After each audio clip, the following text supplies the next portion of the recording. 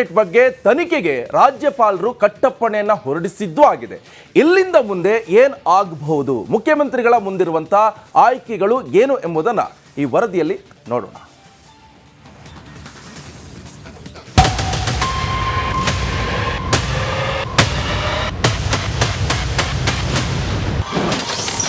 ಮುಖ್ಯಮಂತ್ರಿ ಬುಡಕ್ಕೆ ಮೂಡ ಮುಳ್ಳು, ಸಿದ್ದರಾಮಯ್ಯರಿಗೆ ಫಿಕ್ಸ್ ಆಯ್ತಾ ಉರುಳು.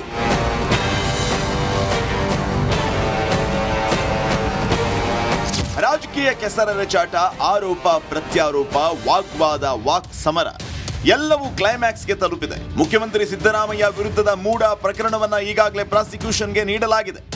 ರಾಜ್ಯಪಾಲರ ಒಂದು ನಡೆ ಸರ್ಕಾರದಲ್ಲೇ ನಡುಕ ಹುಟ್ಟಿಸಿದೆ.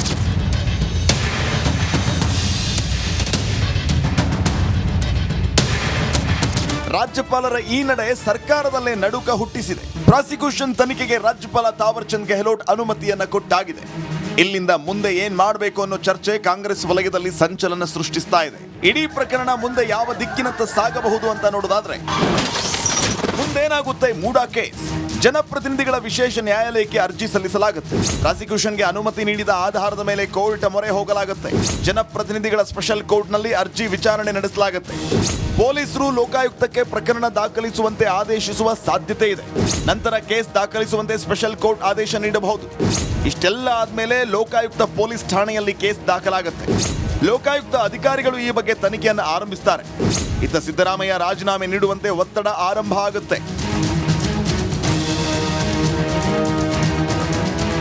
ಇನ್ನು ಇಡೀ ಕೇಸನ್ನ ಎದುರಿಸೋದಕ್ಕೆ ಕಾಂಗ್ರೆಸ್ ಸರ್ಕಾರ ಸಜ್ಜಾಗ್ತಾ ಇದೆ. ಸಿಎಂ ಬೆನ್ನಿಗೆ ನಿಂತ ಸಚಿವರು, ಶಾಸಕರು ಒಗ್ಗಟ್ಟಿನ ಮಂತ್ರ ಜಪಿಸ್ತಾ ಇದ್ದಾರೆ.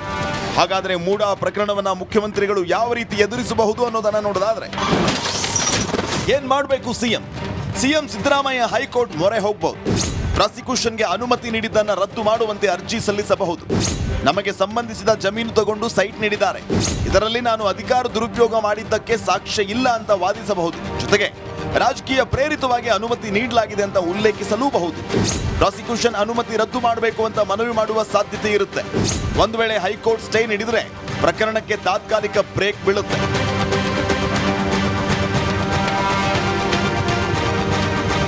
ಮೂಡಾ ಕೇಸ್ನ ಪ್ರಾಸಿಕ್ಯೂಷನ್ ಉರುಳು ಎಲ್ಲವನ್ನು ತಿರುಮುರು ಮಾಡೋ ಎಲ್ಲ ಲಕ್ಷಣಗಳು ದಟ್ಟವಾಗ್ತಾ ಇದೆ. ಇಲ್ಲಿಂದ ರಾಜಕೀಯ ಚದುರಂಗದಾಟ ಮುಂದೆ ಎಲ್ಲಿಗೆ ಹೋಗಿ ಮುಟ್ಟುತ್ತೆ ಅನ್ನೋದು ಸಾಕಷ್ಟು ಕುತೂಹಲ ಕೆರಳಿಸಿದೆ. Bureau report, Republic Kannada. CM ವಿರುದ್ಧ ಪ್ರಾಸಿಕ್ಯೂಷನ್ ಹಾಗೆ ಕಾಂಗ್ರೆಸ್ ಈಗ ಕೊತ್ತ ಕುದಿತಾ ಇದೆ. ಸಿಎಂ ಸಿದ್ದರಾಮಯ್ಯ ರಾಜೀನಾಮೆಗೆ ಬಿಜೆಪಿ ಪಟ್ಟು ಹಿಡಿದು ಕುಳಿತಿದೆ. ರಾಜ್ಯಾದ್ಯಂತ ಭುಗಿಲೆದ್ದ ಆಕ್ರೋಶ ಒಂದ್ ಕಡೆ ಆದ್ರೆ, ಇದರ ಮಧ್ಯೆ ಈಗ ಸಂಕಷ್ಟಕ್ಕೆ ಸಿಲುಕಿ ಮುಖ್ಯಮಂತ್ರಿ ಒದಾಡ್ತಿದ್ದಾರೆ.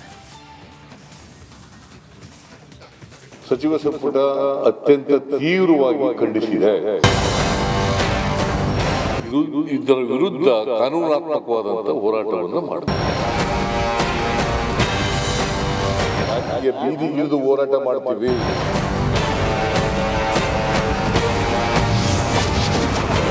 ಸಿದ್ದರಾಮಯ್ಯಗೆ ಪ್ರಾಸಿಕ್ಯೂಷನ್ ಪೀಕಲಾಟ, ಸಿಎಂ ಬೆನ್ನಿಗೆ ನಿಲ್ಲಲು ಒಗ್ಗೂಡಿದ ಕೈಟಿ. ಸಿದ್ದರಾಮಯ್ಯಗೆ ಸಂಕಷ್ಟ, ಸಿಎಂ ಸ್ಥಾನಕ್ಕೆ ರಾಜೀನಾಮೆ ನೀಡಲೇಬೇಕು ಎಂಬ ವಿಪಕ್ಷಗಳ ಪಟ್ಟು. ಮುಂದಿನ ನಡೆ ಏನು ಎಂಬ ವಿಚಾರ ಚರ್ಚೆಗಳು, ಇವೆಲ್ಲದರಿಂದ ಮುಖ್ಯಮಂತ್ರಿಗೆ ನೆಮ್ಮದಿ ಇಲ್ಲದಂತಾಗಿದೆ. ಪ್ರಾಸಿಕ್ಯೂಷನ್ಗೆ ಕೊಟ್ಟ ರಾಜ್ಯಪಾಲರ ವಿರುದ್ಧ ಕೈ ನಾಯಕರು ಆಕ್ರೋಶ ಹೊರಹಾಕಿದ್ದು, ಶಾಸಕರು, ಸಚಿವರು, ಸಂಸದರು ಒಗ್ಗೂಡಿ ಬೆನ್ನಿಗೆ ನಿಂತಿದ್ದಾರೆ.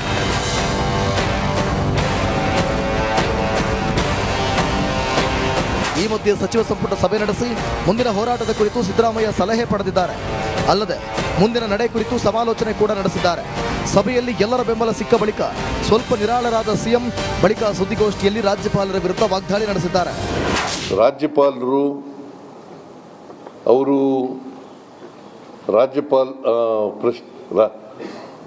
ಈ ದೇಶದ ರಾಷ್ಟ್ರಾಧ್ಯಕ್ಷರ ಪ್ರತಿನಿಧಿಗಳು, ಅವರು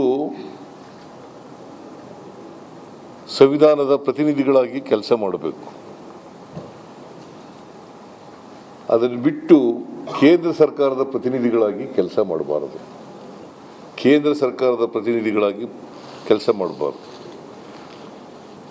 ಭಾರತೀಯ ಜನತಾ ಪಕ್ಷದ ಪ್ರತಿನಿಧಿಯಾಗಿ ಕೆಲಸ ಮಾಡಬಾರದು.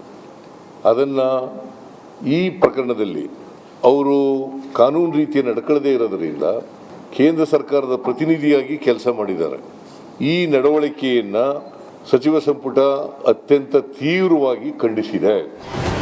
ರಾಜ್ಯಪಾಲರ ನಿರ್ಧಾರವನ್ನು ಖಂಡಿಸಿದ ಸಿದ್ದರಾಮಯ್ಯ ಕೇಂದ್ರ ಸರ್ಕಾರದ ಕೈಗೊಂಬೆಯಂತೆ ವರ್ತಿಸುತ್ತಿದ್ದಾರೆ. ಅವರ ನಡೆಯನ್ನ ಖಂಡಿಸುತ್ತೇವೆ ಎಂದಿದ್ದಾರೆ.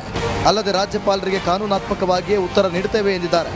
ಈ ರಾಜ್ಯಪಾಲರು ಕೊಟ್ಟಿರ್ತಕ್ಕಂಥ ಇಲ್ಲೀಗಲ್ ಸ್ಯಾಂಕ್ಷನ್ ಏನಿದೆ ಇದರ ವಿರುದ್ಧ ಕಾನೂನಾತ್ಮಕವಾದಂಥ ಹೋರಾಟವನ್ನು ಮಾಡ್ತೀವಿ. ಮತ್ತು ಇದು ಪೂರ್ಣ ರಾಜಕೀಯ ದುರುದ್ದೇಶದಿಂದ ಮಾಡಿರ್ತಕ್ಕಂಥ ತೀರ್ಮಾನ. ಅಷ್ಟೇ ಅಲ್ಲ, ರಾಜಕೀಯವಾಗಿ ದ್ವೇಷ ಕಾರುತ್ತಿರುವ ಬಿಜೆಪಿ ಹಾಗೂ ಜೆಡಿಎಸ್ ವಿರುದ್ಧ ಸಿಎಂ ಗುಡುಗಿದ್ದಾರೆ. ಇದೇ ರೀತಿ ಮುಂದುವರೆದರೆ ಬೀದಿಗಿಳಿದು ಹೋರಾಟ ಮಾಡ್ತೇವೆ ಎಂದು ಖಡಕ್ ಆಗಿ ಹೇಳಿದರು. ರಾಜಕೀಯ ಬೀದಿಗಿಳಿದು ಹೋರಾಟ ಮಾಡ್ತೀವಿ. ಇದರಿಂದ ಇನ್ನೂ ನಾವು ಸ್ಟ್ರಾಂಗ್ ಆಗ್ತಾ ಇದ್ದೀವಿ. ಬಿಜೆಪಿ ಎಕ್ಸ್ಪೋಸ್ ಆಗ್ತಾ ಇದೆ, ಜೆಡಿಎಸ್ ಎಕ್ಸ್ಪೋಸ್ ಆಗ್ತಾ ಇದ್ದಾರೆ. ರಾಜಕೀಯವಾಗಿ ಮಾಡ್ತಾ ಇದ್ದೀರಿ ಅಂತೇಳಿ ಈ ರಾಜ್ಯದ ಜನರಿಗೆಲ್ಲ ಗೊತ್ತಾಗ್ತಾ ಇದೆ. ಪ್ರಾಸಿಕ್ಯೂಷನ್ಗೆ ನೀಡಿದ್ದೇ ನೀಡಿದ್ದು ರಾಜ್ಯ ರಾಜಕೀಯದ ಚಿತ್ರಣವೇ ಬದಲಾಗಿದೆ. ಕ್ಷಣ ಕ್ಷಣಕ್ಕೂ ಮೇಜರ್ ಡೆವಲಪ್ಮೆಂಟ್ಗಳು ನಡೀತಿದ್ದು ಸಿಎಂ ಮುಂದಿನ ಹೋರಾಟದ ಮೇಲೆ ರಾಜ್ಯದ ಜನತೆಯ ಕಣ್ಣು ನೆಟ್ಟಿದೆ. Bureau report, Republic Kannada. Finally ಲಕ್ಷಾಂತರ ಜನರ ದುಗುಡ ದುಮ್ಮಾನ, ಕೋಟ್ಯಾಂತರ ಜನರ ಪ್ರಾರ್ಥನೆ ಹಾಗೆ ಈ ಅನ್ನದಾತರ ಪೂಜೆಗಳಿಗೆ ಕೊನೆಗೂ ಕೂಡ ಫಲ ಸಿಕ್ಕಿದೆ. ಟಿಬಿ ಡ್ಯಾಂಗೆ ಎಲಿಮೆಂಟ್ ಕೂಡಿಸೋ ಕಾರ್ಯ ಸಕ್ಸಸ್ಫುಲ್ ಆಗಿದೆ.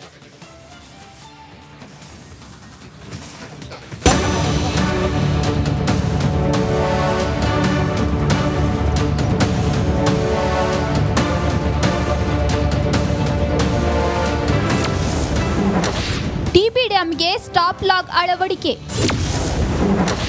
Gate ಕೂಡಿಸುವಲ್ಲಿ Kannaiah team success. 3 ಜಿಲ್ಲೆಯ ಜೀವನಾಡಿಯಾಗಿದ್ದ ಟಿಬಿ ಡ್ಯಾಂನ ಕ್ರಸ್ಟ್ ಗೇಟ್ ಮುರಿದು ಅವಾಂತರವೇ ಸೃಷ್ಟಿಯಾಗಿತ್ತು. ಘಟನೆ ನಡೆದ ದಿನದಿಂದಲೂ ತಾತ್ಕಾಲಿಕ ಗೇಟ್ ಅಳವಡಿಸಿ ನೀರನ್ನು ತಡೆಯಲು ಹಲವು ಸರ್ಕಸ್ ಮಾಡಲಾಗಿತ್ತು. ಕೊನೆಗೂ 19ನೇ ಕ್ರಸ್ಟ್ ಗೇಟಿಗೆ 3 ಎಲಿಮೆಂಟ್ ಅಳವಡಿಸುವಲ್ಲಿ ಡ್ಯಾಂ ತಜ್ಞ ಕನ್ನಯ್ಯ ಅಂಡ್ ಟೀಮ್ ಸಕ್ಸಸ್ ಆಗಿದೆ.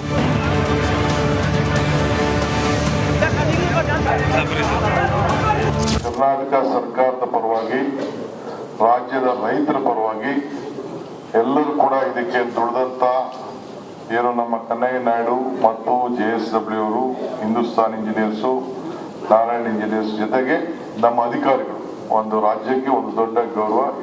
ಸದ್ಯ 12 ಅಡಿ ಎತ್ತರಕ್ಕೆ ಸ್ಟಾಪ್ ಲಾಗ್ ಕೂಡಿಸಿದ್ದು ನೀರಿನ ಹರಿವನ್ನ ಉಳಿದ ಗೇಟ್ಗಳ ಮೂಲಕ ಹರಿಯುವ ನೀರಿನ ಪ್ರಮಾಣಕ್ಕೆ ತಂದು ನಿಲ್ಲಿಸಲಾಗಿದೆ. ಸೋಮವಾರದೊಳಗೆ 5 ಸ್ಟಾಪ್ ಲಾಗ್ಗಳನ್ನು ಅಳವಡಿಸುವ ಸಾಧ್ಯತೆ ಇದೆ.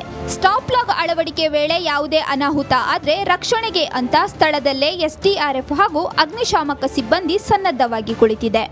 ರೈತರು ಯಾವುದೇ ಆತಂಕ ಪಡೋದ ಅವಶ್ಯಕತೆ ಇಲ್ಲ. ನಾವು ನಿಶ್ಚಿತವಾಗಲೂ ರೈತರ ಪರ ಇದ್ದೀವಿ.